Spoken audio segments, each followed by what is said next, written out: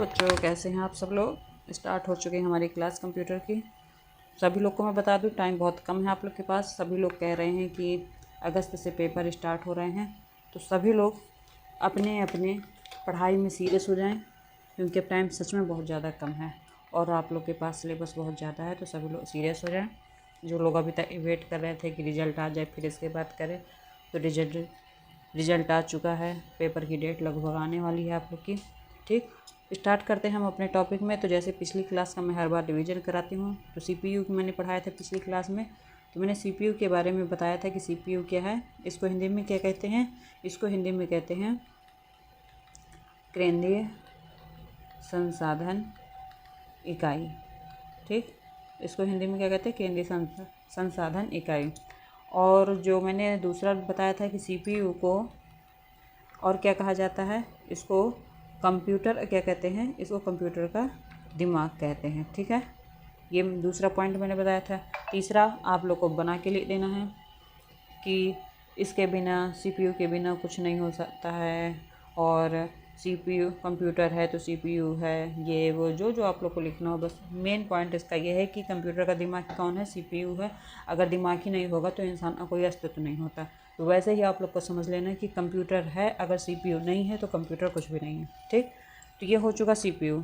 अब सीपीयू के बाद मैंने क्या बताया था, कंप्यूटर मेमोरी मैंने बताई थी। क्या बताई थी, कंप्यूटर मेमोरी। मेमोरी क्या होती है, याददाश्त। मेमोरी कहाँ होती है, दिमाग में। तो कंप्यूटर का दिमाग कौन है, सीपीयू। तो सीपीयू के अंदर क्या होगी, मेमोरी। ठीक है, ऐसे आप लोग को याद कर लेना है। ऐसे लिखना नहीं है, बट मैं आप लोग को समझाने के लिए बता रही हूँ कि ऐसे होता है भाई। हमारी कुछ मेमोरी होगी, कुछ अच्छी मेमोरी होगी, कुछ ख़राब मेमोरी होगी, तो कहाँ होगी, हमारे दिमाग में। अगर हमारे दिमाग में है वो मेमोरी, तो वैसे ही तो कंप्यूटर की मेमोरी होगी। कंप्यूटर की मेमोरी कहाँ होगी, सीपीयू में। तो मेमोरी का काम क्या होता है, फाइलों को सेव करना। क्या होता है, फाइल को सेव करना। कुछ डाटा होगा तो डाटा को सेव करना। ठीक है, तो ये मेमोरी का काम होता है। मेमोरी हो चुकी। अब मैंने बताया था मेमोरी के पार्ट। तो मेमोरी के मैंने कौन कौन से पार्ट बताए थे, मैंने मेमोरी के 2 पार्ट बताए थे। कौन कौन से होते हैं, पहले बताई थी प्राथमिक, दूसरी कौन सी बताई थी, द्वितीयक। ठीक है, मैंने यही 2 बताई थी ना, एक प्राथमिक होती है और एक द्वितीयक मेमोरी होती है। ये दोनों मेमोरी हो गई। प्राथमिक में मैंने क्या बताया था कि इसमें पहले से जो कंप्यूटर हम जब लेते हैं तो पहले से क्या होती है, उसमें लगी हुई आती है। ठीक है, लगी हुई आती है। ठीक,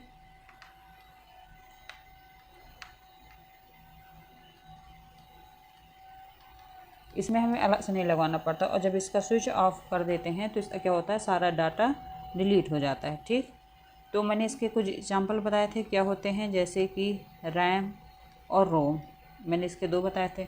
द्वितीयक मेमोरी मैंने बताई नहीं थी। तो जैसे कि मैंने इसमें रैम और रोम बताया था, तो रैम और रोम के 2 नाम मैंने बताए थे कि रैम और रोम के फुल फॉर्म आते हैं।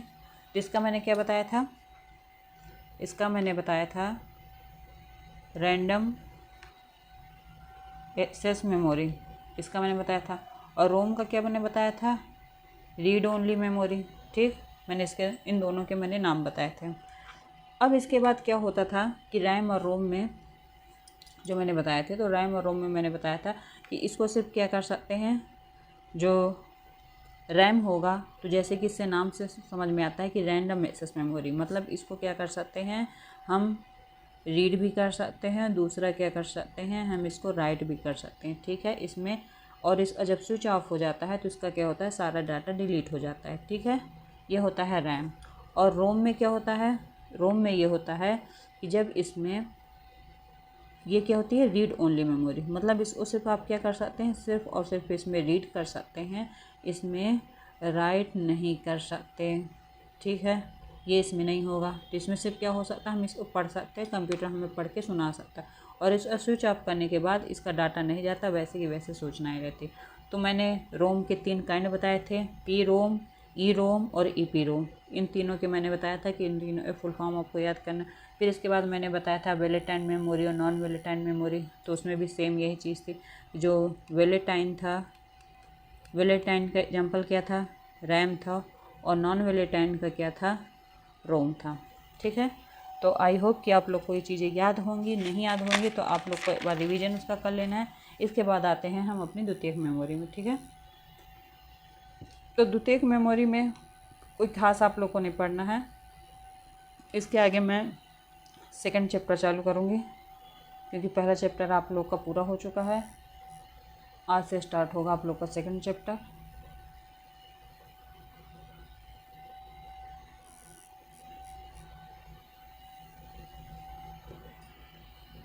तो जो द्वितीयक मेमोरी थी हमारी, क्या थी?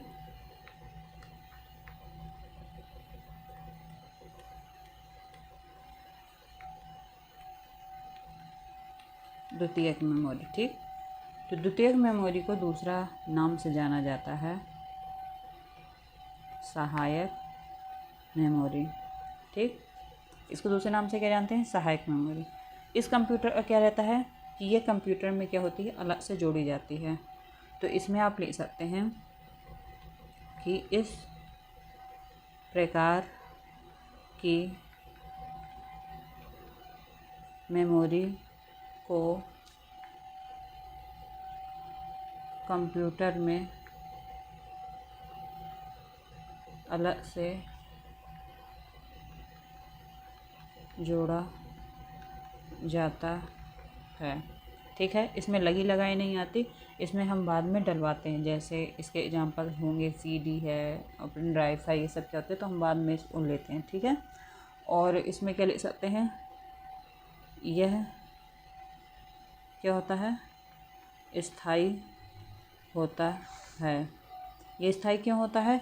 क्योंकि जब इसका स्विच ऑफ करते हैं तो इसका डाटा नहीं डिलीट होता है। यह स्थायी होता है क्योंकि यह स्विच ऑफ करने के बाद यह डाटा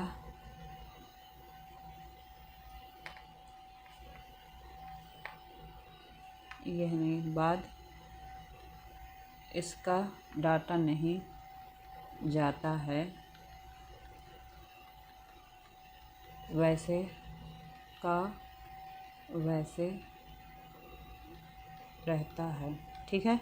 लग रहा है आप लोग को कि इसका बड़ा आंसर है, पर बड़ा आंसर नहीं है। इसको सिर्फ अगर एक बार आप लोग पढ़ लेंगे तो पढ़ने बस से याद हो जाएगा कि इसका दूसरा नाम क्या है। इसको सहायक मेमोरी कहते हैं। इस प्रकार की मेमोरी में क्या होता है कि कंप्यूटर में अलग से जोड़ी जाती है, और ये क्या होती है, ये स्थायी नहीं होती, क्योंकि ये स्विच ऑफ करने के बाद इसका डाटा नहीं जाता, वैसे का वैसे रहता है, ठीक। ये हो गए। इसमें एग्जाम्पल में आपके लिख देंगे। अगर इसके एग्जाम्पल लिख रहे हैं तो इसमें हो जाएगी CD, रोम और फ्लॉपी डिस्क हो गई, ठीक। ऐसे कुछ एग्जाम्पल आप लिख दीजिएगा। ये था आप लोग का पहला चैप्टर, जो कि आज से समाप्त हो चुका है। अब हम आते हैं अपने नेक्स्ट चैप्टर में। तो यहाँ से आप लोग का पूरा चैप्टर ख़त्म हो चुका है। पहले चैप्टर में सिर्फ यहीं तक है, इससे बाहर कुछ भी क्वेश्चन में नहीं आने वाला है। अब हम चलते हैं नेक्स्ट चैप्टर की ओर। तो सेकंड चैप्टर है आप लोगों का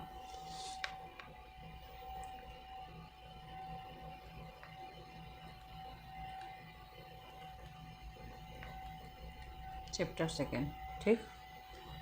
तो इसमें सबसे पहले क्या आता है, इसमें आता है ICT, ठीक। अब ये ICT क्या है, सबसे पहले तो हम ICT समझते हैं, क्योंकि इस चैप्टर में एक क्वेश्चन आना ही है ICT से। तो अगर मैं ICT को नॉर्मल भाषा में बात करूं तो ये क्या है कि जो चीज़ें हम पढ़ाई प्लस बात करने के लिए, किसके लिए, बात करने के लिए उपयोग में लाई जाती हैं, जो चीज़ें उपयोग में लाई जाती हैं वे क्या होती हैं, ICT, ठीक है। तो पढ़ाई में और बात करने में, अब पढ़ाई में क्या चीज़ें होती हैं, जैसे कि इंटरनेट भी हमारा हो गया, मोबाइल हो गया, कंप्यूटर हो गया, ये सब चीज़ें। बात करने के लिए हम मोबाइल का यूज करते हैं। तो जिन जिन चीज़ों का इनमें यूज हम करेंगे तो वह सब किस में आएगी, वह सब ICT में आएगी, ठीक है। तो ICT हमारी क्या है, ICT को हम दूसरी तरीके से कह सकते हैं कि डिजिटल चीज़ें, जिन डिजिटल चीज़ों को हम पढ़ाई में यूज करते हैं, बात करने में यूज करते हैं, वो सब किसके अंदर आती है? आईसीटी के अंदर। तो आईसीटी आप लोग को अच्छी तरह से लर्न करनी, ठीक है। तो इसमें क्वेश्चन आता है, आई होप कि आप लोगों को समझ में आ गया होगा कि आईसीटी क्या है। तो अब इससे क्वेश्चन आता है,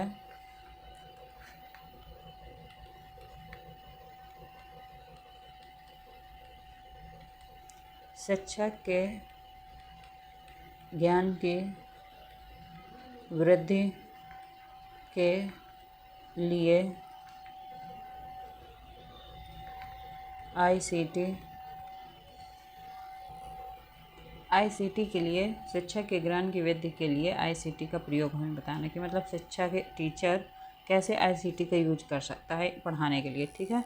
तो हमें इसमें बता देना है, इसमें इतने सारे आंसर बन सकते हैं कि शिक्षा के व्यवहारिक विकास में आईसीटी की निम्नलिखित भूमिका है, ठीक है। पहली तो लाइन ये हो गई निम्नलिखित भूमिका, हर एक क्वेश्चन का कॉमन, ठीक है। हम सीधा पॉइंट में आते हैं।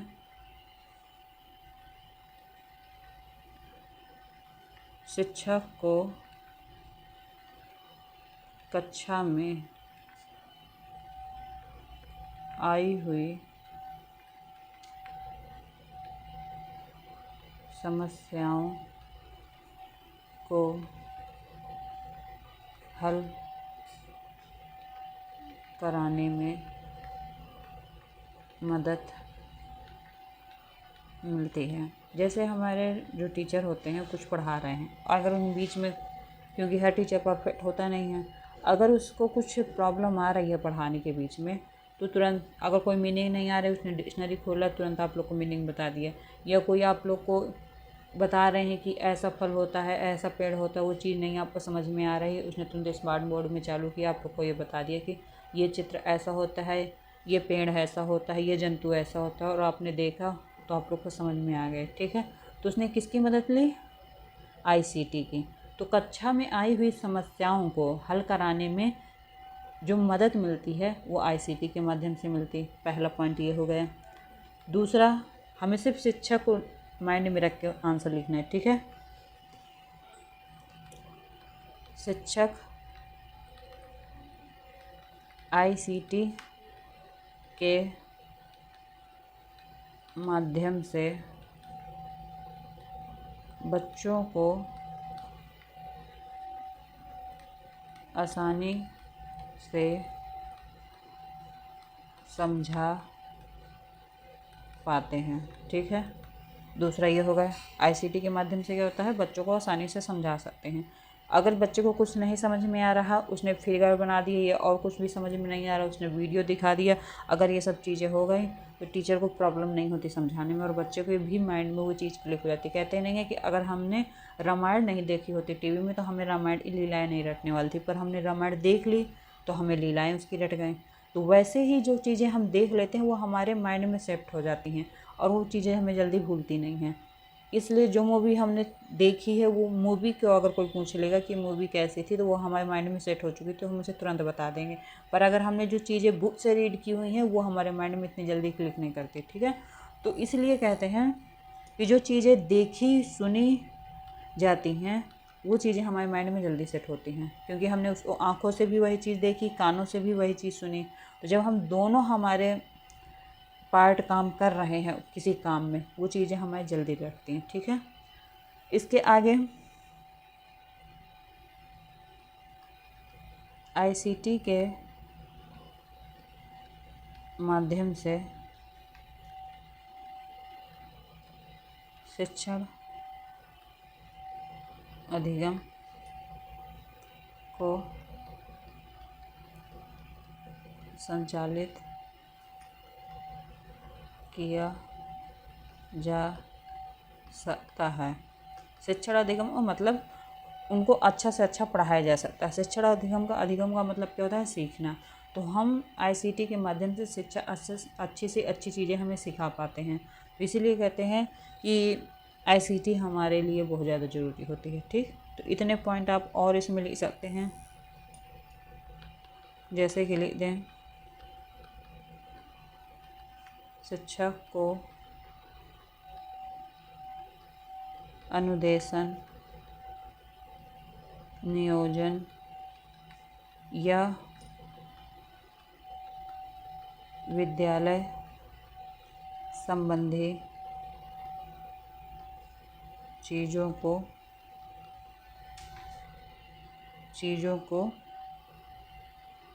हल करने में मदद मिलती है। ठीक, तो जैसे स्कूल में कोई समस्या आ गई या हमें अनुदेशन करते समय या नियोजन करते समय हमें कोई समस्या आ गई तो हम आईसीटी के माध्यम से उस समस्या को तुरंत सॉल्व कर सकते हैं। ठीक है, तो ये था आप लोग का आईसीटी क्या है, इससे रिलेटेड क्या चीज़ें हैं वो आप लोग को मैं बता चुकी। अब कल क्या होगा, कंप्यूटर नेटवर्क किसे कहते हैं, कंप्यूटर नेटवर्क के पार्ट क्या हैं, तो कल ये सारा कंप्यूटर नेटवर्क आप लोग को कंप्लीट हो जाएगा। आज आप लोग का आईसीटी कंप्लीट हो गया।